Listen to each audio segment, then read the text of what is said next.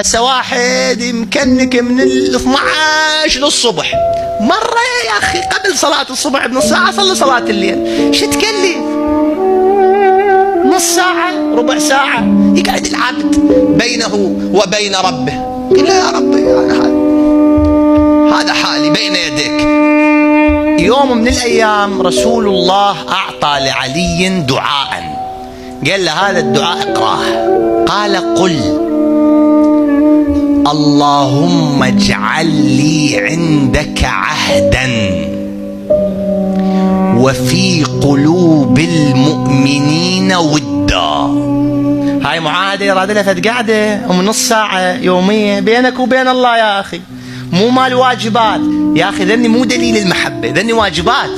مدم صلايتك مال نص ساعة باليوم، طلع شوية دعاء من مفاتيح الجنان، طلع مناجاة المحبين، فد صفحتين 3 من القرآن، فد 500 600 صلاة على محمد وآل محمد، فد حكاية مال قلوب، احكي ويا الله يا أخي يومية، فد ورقتين من القرآن، فد 1000 صلاة على محمد وآل محمد، فد مناجاة من مناجات الإمام السجاد. هاي الأشياء خليها عهد، فد معاهدة. اللهم اجعل لي عندك عهدا. تخيل إذا أنت اعطيته هذا العهد، هو شو يعطيك؟ ما يتعلم شو يعطيك بعد، الله العالم شو يعطيك.